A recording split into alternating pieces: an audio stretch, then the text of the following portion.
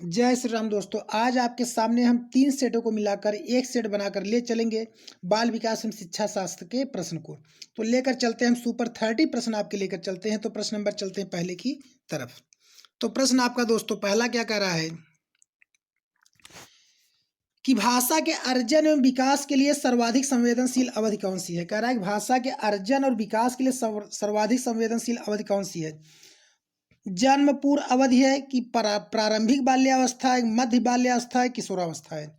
तो दोस्तों आपका हो जाएगा भाषा अर्जन के विकास के लिए सर्वाधिक संवेदनशील अवधि आपका क्या हो जाएगा दोस्तों, प्रारंभिक बाल्यावस्था हो जाएगा।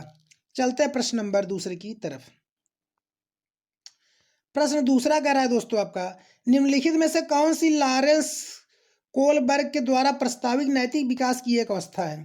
तो ऑप्शन क्या कह रहा है दोस्तों, प्रसुप्ति अवस्था, सामाजिक अनुबंध अभिविन्यास, मूर्त संक्रियात्मक अवस्था, उद्योग बनाम अधीनता अवस्था। तो दोस्तों आपका इसका जो ऑप्शन बन जाएगा दूसरा हो जाएगा सामाजिक अनुबंध अभिविन्यास। ठीक है, चलते हैं प्रश्न नंबर तीसरे की तरफ।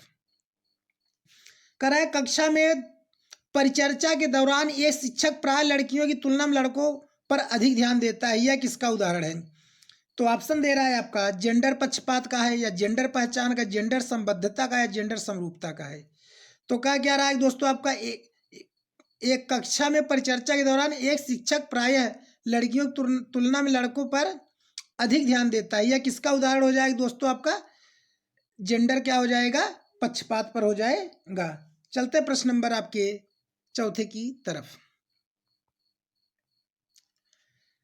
कह रहा है कि बच्चों में जेंडर रूढ़वादिता एवं जेंडर भूमिका अनुरूपता को कम करने के लिए निम्नलिखित में से कौन सी पद्धति प्रभावशाली है।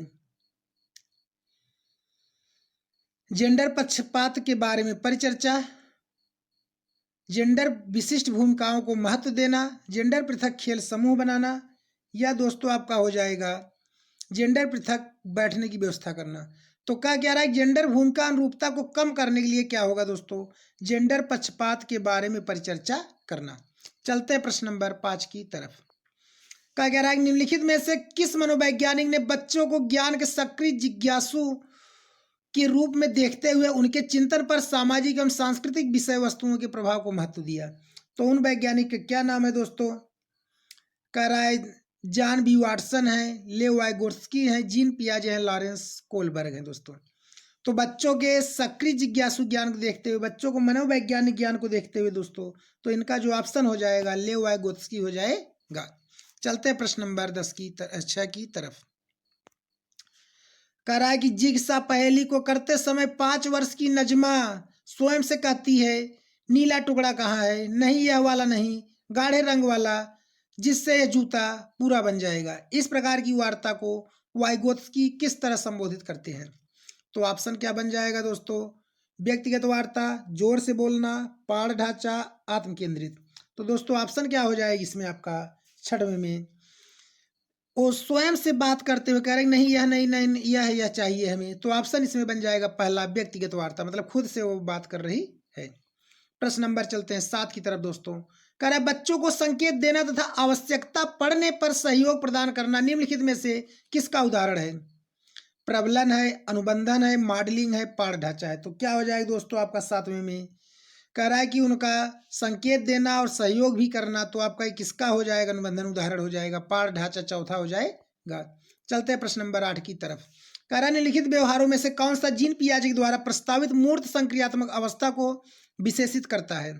तो ऑप्शन क्या हो जाएगा दोस्तों 8वां में, परिकल्पित निगमनात्मक तर्क या साध्यात्मक विचार, संरक्षण, कक्षा समावेशन, अस्थगित अनुकरण, पदार्थ स्थायित्व, प्रतीकात्मक खेल, विचारों की अनुक्रमणीयता। तो दोस्तों जो इसका ऑप्शन बन जाएगा दूसरा हो जाएगा संरक्षण, कक्षा समावेशन। ठीक है, चलते हैं प्रश्न नंबर 10 की तरफ। बच्चों के संज्ञानात्मक विकास के संदर्भ में निम्नलिखित में से कौन सी पियाजे की संरचना है। तो पियाजे की कौन सी संरचना है दोस्तों, प्रश्न 9 कह रहा है आपका स्कीमा है, अवलोकन अधिगम है, अनुबंध है, प्रबलन है। तो दोस्तों जो ऑप्शन हो जाएगा पहला हो जाएगी स्कीमा हो जाएगा। चलते हैं प्रश्न नंबर 10 की तरफ। कह रहा है कि आकलन का प्राथमिक उद्देश्य क्या होना चाहिए दोस्तों। आकलन का प्राथमिक उद्देश्य क्या होना चाहिए, विद्यार्थियों के लिए श्रेणी निश्चित करना होना चाहिए, संबंधित अवधारणाओं के बारे में बच्चों की स्पष्टता तथा भ्रांतियों को समझना होना चाहिए। विद्यार्थियों को प्राप्तांक के आधार पर करना चाहिए नामांकित, या रिपोर्ट कार्ड में उत्तीर्ण अनुत्तीर्ण अंकित करना। तो दोस्तों इसमें जो ऑप्शन बनेगा दूसरा हो जाएगा, संबंधित अवधारणाओं के बारे में बच्चों की स्पष्टता तथा भ्रांतियों को समझना। चलते हैं दोस्तों प्रश्न नंबर 11 की तरफ। बच्चे कार्य को छोड़कर अन्य सभी के द्वारा लिंग भूमिकाएं ग्रहण करते हैं। किसको छोड़ करके दोस्तों? मीडिया को छोड़ करके, सामाजिकरण है, संस्कृत है, ट्यूशन है। तो किसको छोड़ करके लिंग भूमिकाएं ग्रहण करते हैं दोस्तों? तो जो आपका ऑप्शन बनेगा 11 में क्या हो जाएगा दोस्तों? मीडिया होगा, सामाजिकरण होगा, संस्कृत होगा, ट्यूशन होगा। ट्यूशन को छोड़ करके दोस्तों बाकी सभी में क्या करते हो? लिंग भूमिकाएं ग्रहण करते हैं। चलते हैं प्रश्न नंबर 12 की तरफ। कराएक मानकीकृत परीक्षणों की आलोचनाओं में से एक यह है कि क्या है दोस्तों? वे मुख्य रूप से मुख्य धारा की संस्कृत का प्रतिनिधित्व करते हैं और इसलिए पक्षपाती हैं। उनकी भाषा को समझना मुश्किल है। परीक्षण बड़ी आबादी पर लागू नहीं किए जा सकते हैं। वे बच्चे की क्षमता की स्पष्ट तस्वीर नहीं देते हैं।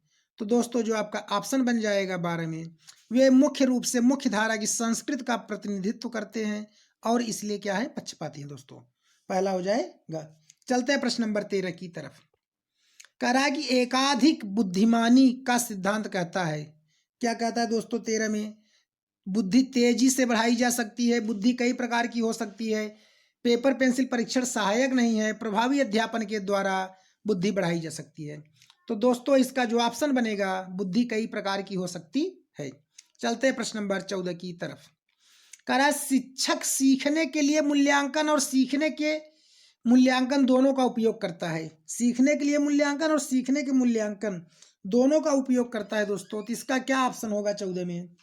कह रहा है बच्चों को प्रगति और उपलब्धि स्तर को जानने में, बच्चे को सीखने की जरूरत को जानने में और तदनुसार शिक्षण रणनीति का चयन करने में, आवधित अंतरालों पर बच्चों के प्रदर्शन का आकलन करने और उसके प्रदर्शन को प्रमाणित करने में, बच्चों की प्रगति की निगरानी करने और उसके सीखने के अंतराल को भरने के लिए उचित लक्ष्य निर्धारित करने में।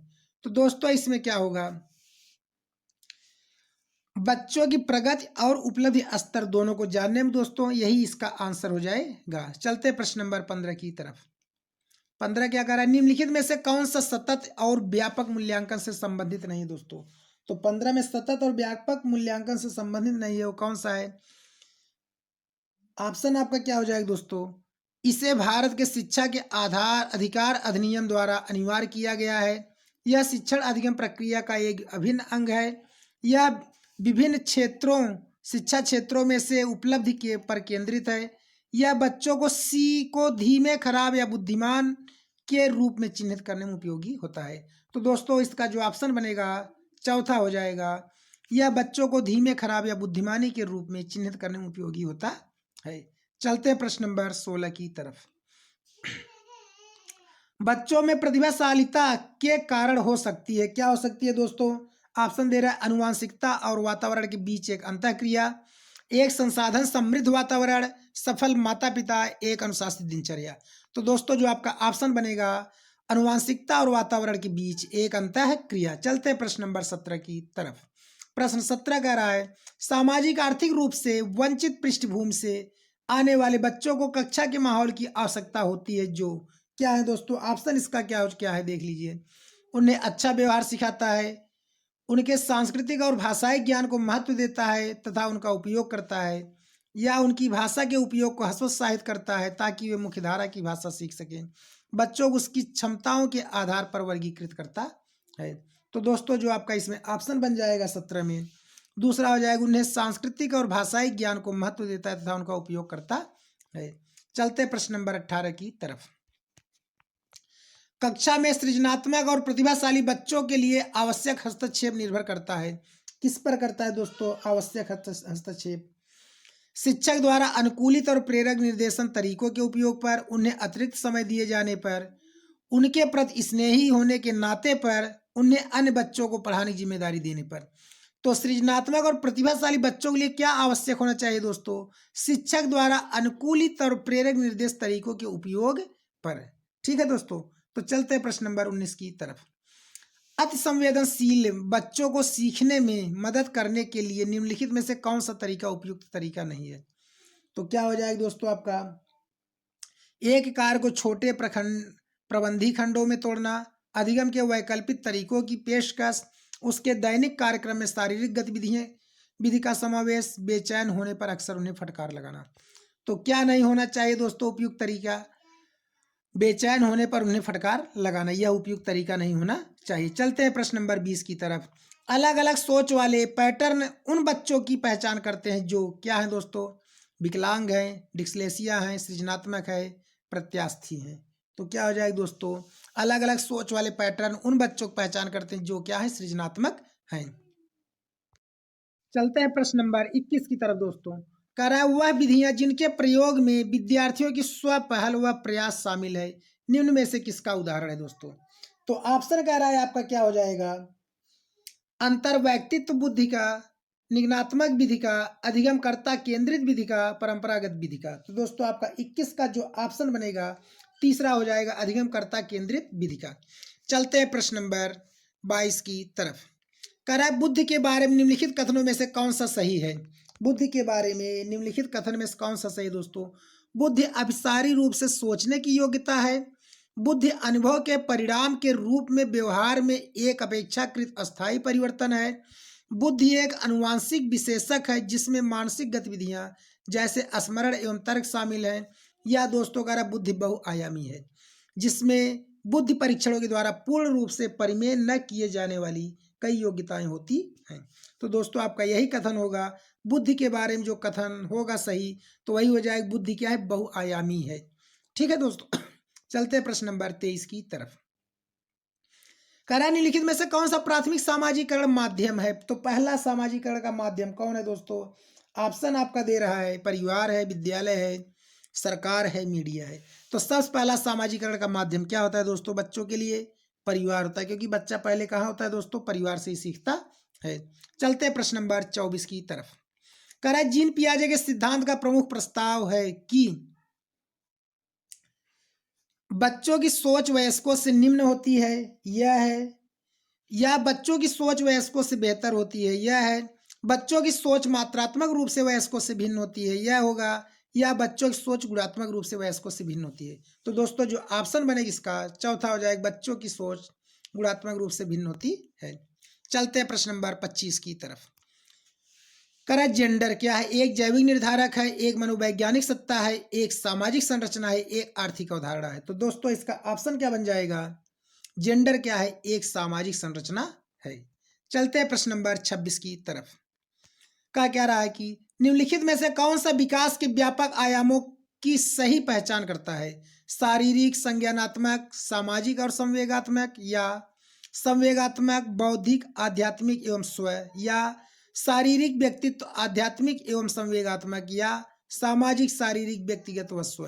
तो दोस्तों क्या होगा इसमें व्यापक रूप से आयामों का पहचान का सही ऑप्शन क्या बनेगा दोस्तों? तो हो जाएगा पहला ही शारीरिक होगा, फिर संज्ञानात्मक होगा, फिर सामाजिक होगा और संवेगात्मक होगा। चलते हैं प्रश्न नंबर 27 की तरफ। कह रहा है बच्चों और उनके अधिगम के संदर्भ निम्नलिखित कथनों में से कौन सा सही है? तो ऑप्शन क्या कह रहा है दोस्तों 27 में? 27 का पहला, सभी बच्चे सीखने के लिए स्वाभाविक रूप से प्रेरित होते हैं तथा सीखने में सक्षम हैं, यह होगा। या बच्चों को सीखने के लिए अभिप्रेरणा तथा सीखने के लिए उनकी सक्षमता केवल आनुवंशिकता के द्वारा पूर्व निर्धारित होती है। या दोस्तों होगा बच्चों की सामाजिक आर्थिक पृष्ठभूमि उनकी प्रेरणा एवं अधिगम क्षमता को निर्धारित व सीमित करता है, यह होगा। या फिर चौथा कह रहा है दोस्तों बच्चों को अधिगम हेतु प्रेरित करने के लिए उन्हें पुरस्कृत एवं दंडित करना चाहिए। तो देखिए दोस्तों क्या है, बच्चों को अधिगम के संदर्भ में सबसे कथन सही कौन सा होगा? तो कह रहा है सभी बच्चे सीखने के लिए स्वाभाविक रूप से प्रेरित होते हैं तथा सीखने में सक्षम होते हैं। ठीक है दोस्तों, तो आपका ऑप्शन पहला बन जाएगा। चलते हैं प्रश्न नंबर 28 की तरफ। प्रगतिशील शिक्षा में बच्चों को किस तरह से देखा जाता है? प्रगतिशील शिक्षा में बच्चों को किस तरह से देखा जाता है? छोटे वयस्कों के रूप में, निष्क्रिय अनुकारकों के रूप में, सक्रिय अन्वेषकों के रूप में, या खाली स्लेटों के रूप में। तो छोटे बच्चों को किस रूप में देखना चाहिए दोस्तों, या देखा जाता है? सक्रिय अन्वेषकों के रूप में। चलते हैं प्रश्न नंबर 29 की तरफ। क्या कह रहा है दोस्तों, लेव वाइगोत्स्की के अनुसार अधिगम क्या है दोस्तों आपका, एक सामाजिक गतिविधि है, एक व्यक्तिगत गतिविधि है, या एक निष्क्रिय गतिविधि है, या एक अनुबंधित गतिविधि है। तो दोस्तों लेव वाइगोत्स्की के अनुसार सामाजिक अधिगम क्या होगा दोस्तों, अनुसार अधिगम क्या होगा, एक सामाजिक गतिविधि होता है। तो चलते हैं लास्ट प्रश्न आज के 30 की तरफ। कह रहा है निम्नलिखित में से कौन सा पूर्व क्रियात्मक काल अवस्था काल के बच्चों को विशेषित करता है। तो ऑप्शन क्या है दोस्तों, वर्तुल प्रतिक्रिया, लक्ष्य निर्देशित व्यवहार, विलंबित अनुकरण, विचारों की अनुक्रमणीयता। तो दोस्तों आपका ऑप्शन क्या बनेगा, चौथा हो जाएगा विचारों की अनुक्रमणीयता दोस्तों। तो दोस्तों अगर आपको हमारा वीडियो अच्छा लगा हो तो हमारे चैनल को सब्सक्राइब, वीडियो को लाइक जरूर करें दोस्तों। ओके, जय हिंद।